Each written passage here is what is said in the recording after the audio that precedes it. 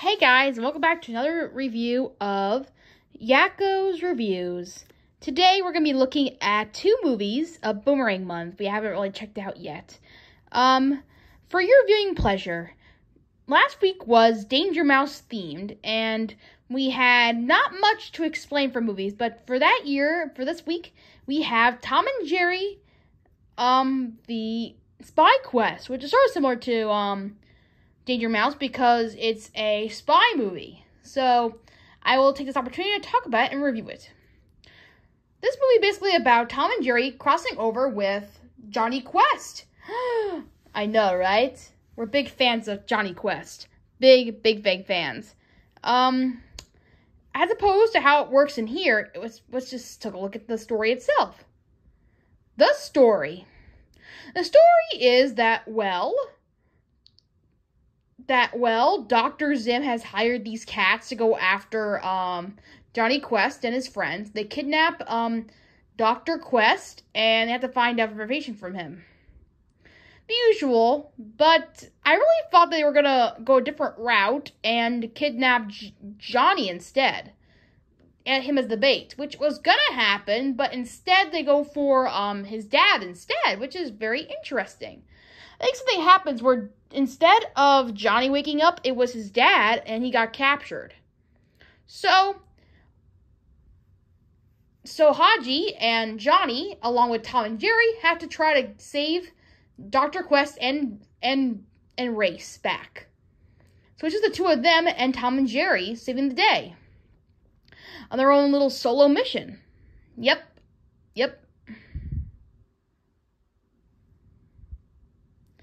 So anyway, what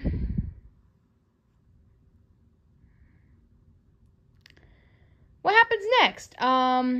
Race has a girlfriend in this. Some characters in there. The story is pretty good and decent enough. I kind of like how they come together in the story, sort of, because Tom and Jerry come in the story in a beach, and they don't really meet Johnny and Haji until later on in the film, where they run into Bandit, Johnny's dog. It seems to be so that Tom and Jerry have superpowers, in a way. So whenever Bandit barks at Tom goes nuts and does some kind of power that makes him go crazy and does something. He does like something cool, like a spy move or something. It kind of triggers something within Tom to make things work. And so does Jerry play along a bit of a role in that.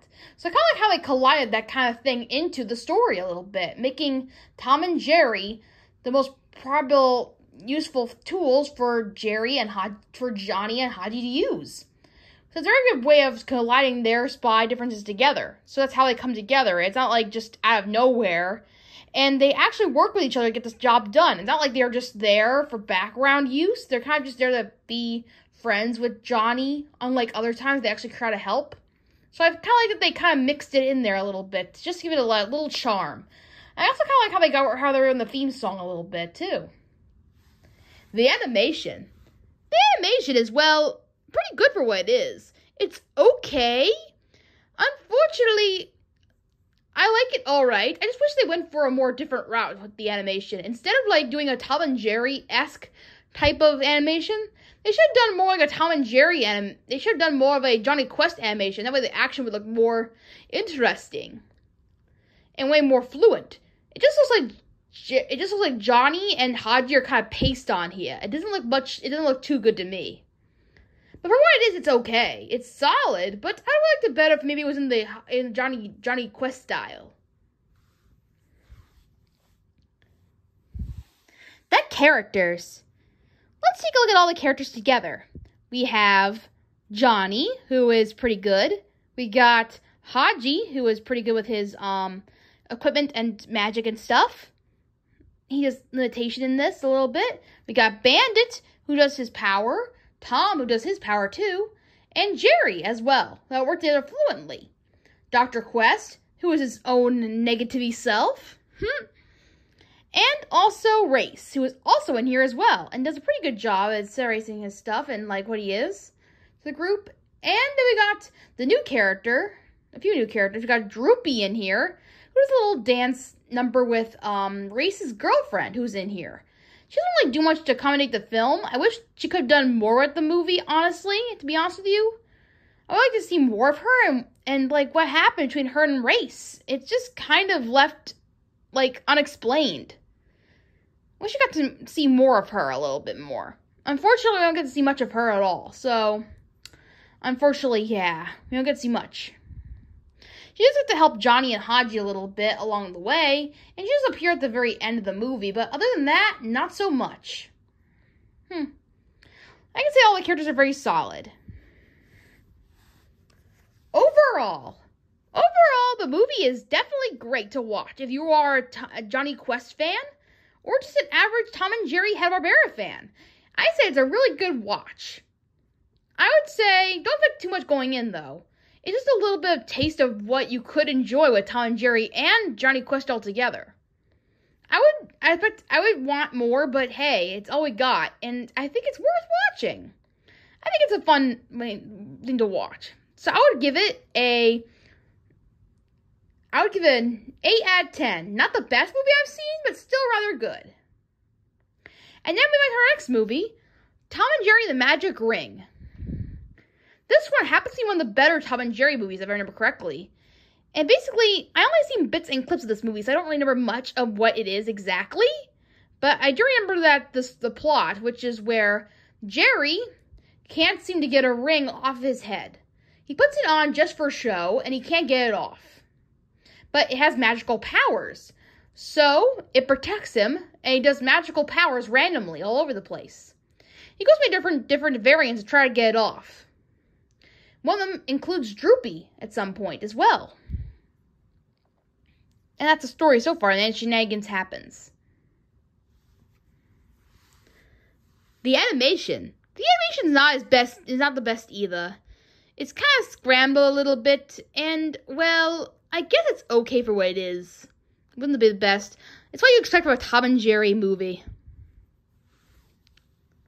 I want to see what we're thinking about the ending. I just feel like Tom did not get a good ending in this one. Don't get me wrong, he is a villain, and he is, like, you know, not really gets his comeuppance, but I would have liked if maybe he could have gotten a better comeuppance. I just feel bad for what happened to him. You know, getting chased by all those police, getting chased by the animals. I just feel like he didn't deserve all that. I just feel like they could have give him a better, like, you know, a better ending. Or maybe just, like a punishment that was, like, kind of comical in a way. The characters. Let's discuss all the characters together that happens without the movie. Let's start with number 1, Tom and Jerry themselves.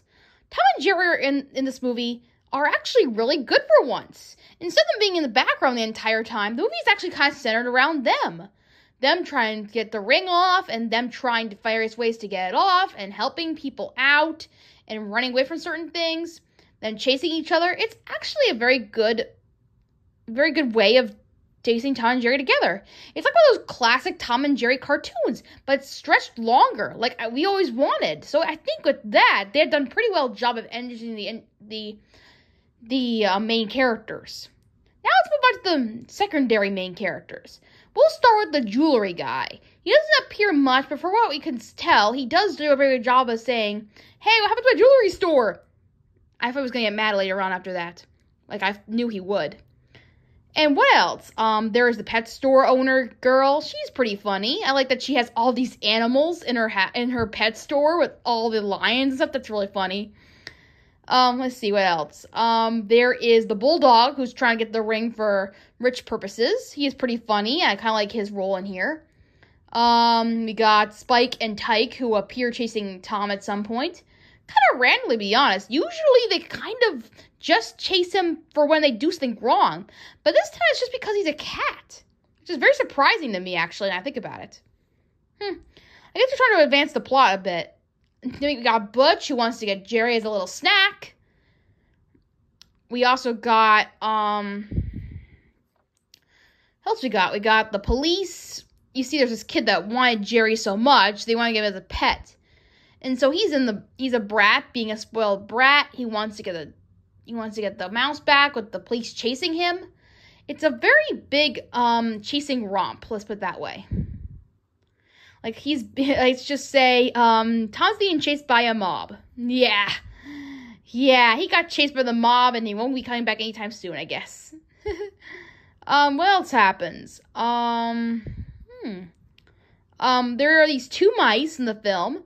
Tuffy's in it a little bit.